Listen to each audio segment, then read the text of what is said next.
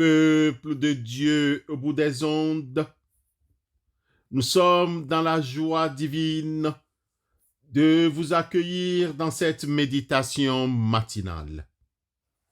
La Bible nous enseigne que notre conduite ne soit pas guidée par l'amour de l'argent. Contentez-vous de ce que vous avez.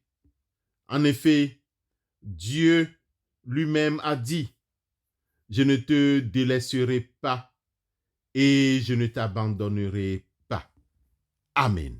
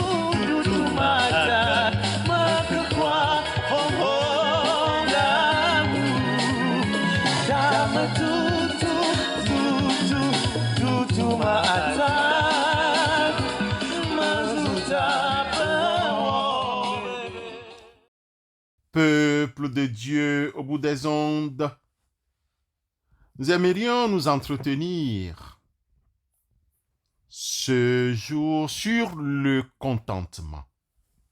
Qu'est-ce que le contentement? Qu'est-ce que la Bible enseigne? En effet, le contentement est un état d'esprit qui se caractérise par une satisfaction intérieure indépendamment des circonstances extérieures. Une personne contente est celle qui est heureuse et satisfaite de sa vie, même si elle ne possède pas tout ce qu'elle désire. Le contentement est une vertu importante, car elle nous permet de vivre une vie plus heureuse et plus paisible. Lorsque nous sommes contents, nous sommes moins susceptibles de souffrir d'anxiété ou de dépression. Nous sommes également plus susceptibles d'être reconnaissants pour ce que nous avons et aider les autres. Bien-aimés, la Bible enseigne que le contentement est une vertu importante pour les chrétiens. Elle est mentionnée dans plusieurs passages dans les Écritures et elle est souvent associée à d'autres vertus telles que la piété, la gratitude, la confiance en Dieu. D'après plusieurs versets bibliques, le contentement est une condition du corps et de l'âme caractérisée par une autosuffisance personnelle, malgré que toutes les circonstances ne soient pas réunies.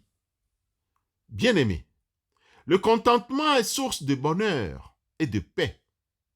Une personne contente est plus susceptible d'être heureuse et satisfaite de sa vie, et elle est également moins susceptible de souffrir.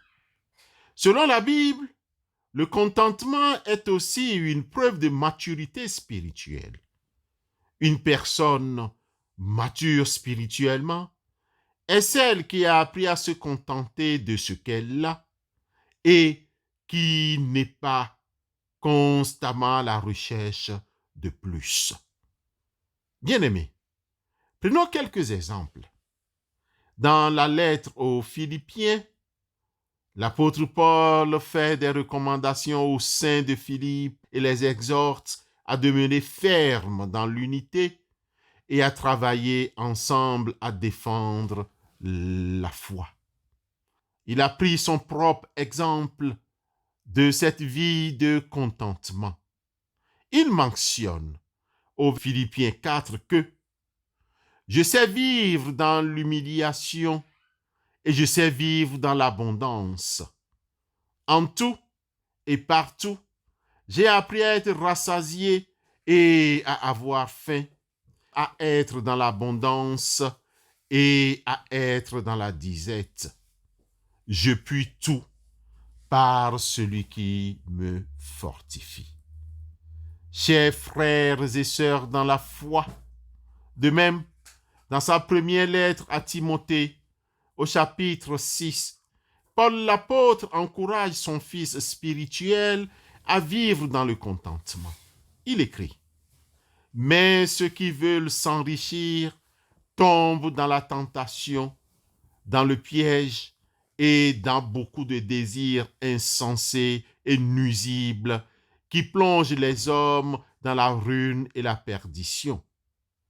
Car l'amour de l'argent est une racine de tous les maux, et quelques-uns, en s'y attachant, se sont détournés de la foi et se sont jetés dans bien des tourments. Bien-aimés dans la foi, que devons-nous dire de plus? L'auteur de la lettre aux Hébreux, chapitre 13, le verset 5, recommande d'être satisfait de ce que nous sommes et de ce que nous avons.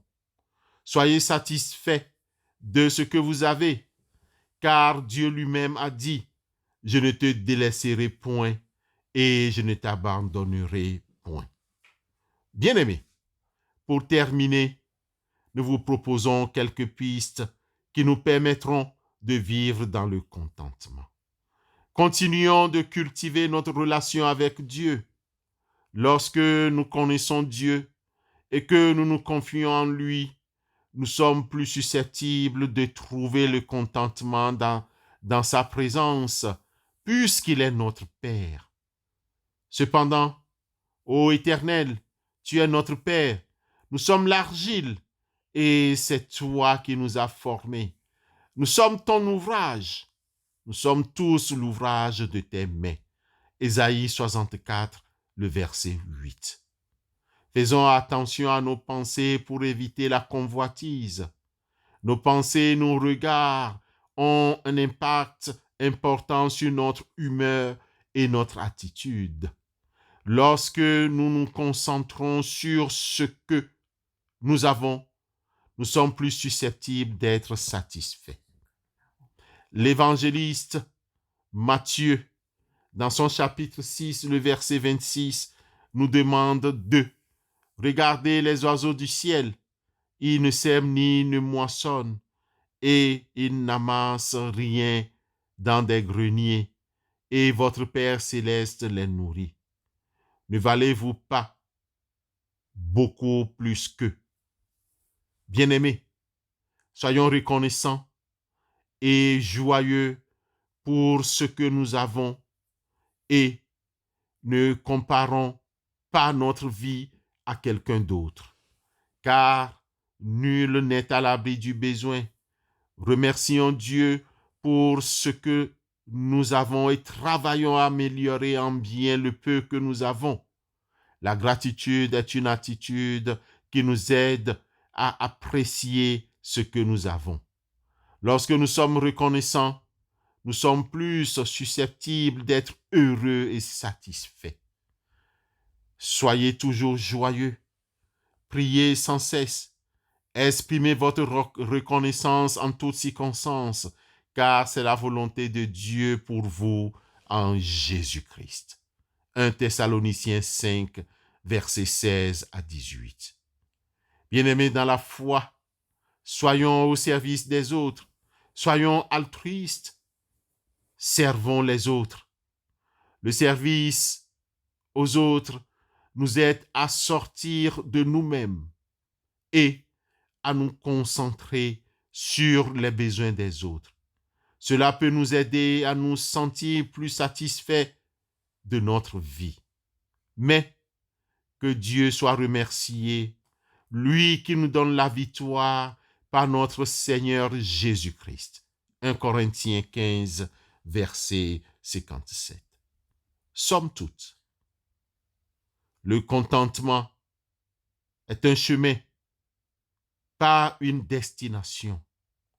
C'est quelque chose que nous devons cultiver chaque jour. En allant à l'école du Saint-Esprit, nous pouvons apprendre à vivre une vie plus contente et plus satisfaisante. C'est en effet une grande source de gain que la piété avec le contentement, car nous n'avons rien à porter dans ce monde et il est évident que nous n'en pouvons rien emporter. Si donc nous avons la nourriture et le vêtement, cela nous suffira. Mais ceux qui veulent s'enrichir tombent dans la tentation, dans le piège et dans beaucoup de désirs insensés, pernicieux, qui plongent les hommes dans la ruine et la perdition. Car l'amour de l'argent est une racine de tous les maux, et quelques-uns, en étant possédés, se sont égarés loin de la foi et se sont jetés eux-mêmes dans bien des tourments. 1 Timothée, chapitre 6, les versets 6 à 10. Amen.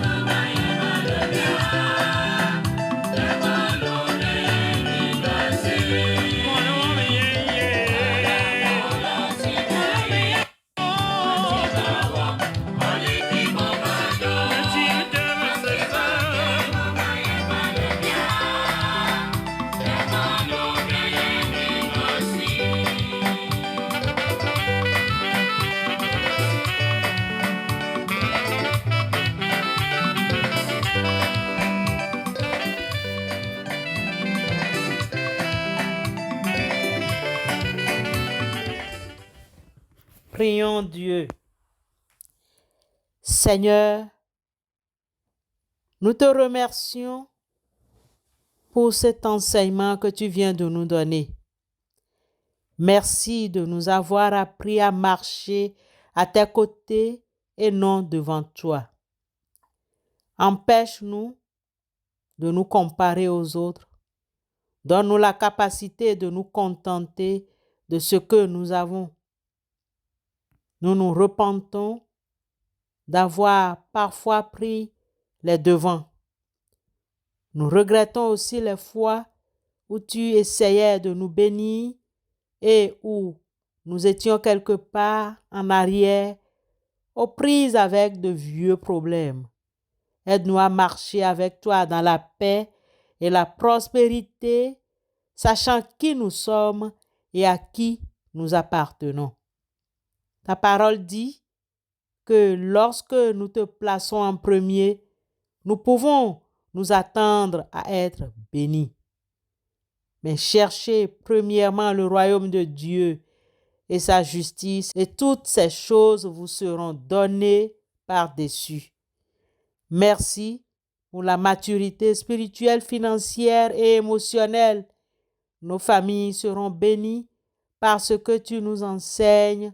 Au nom de Christ Jésus, nous te prions, exauce-nous. Amen.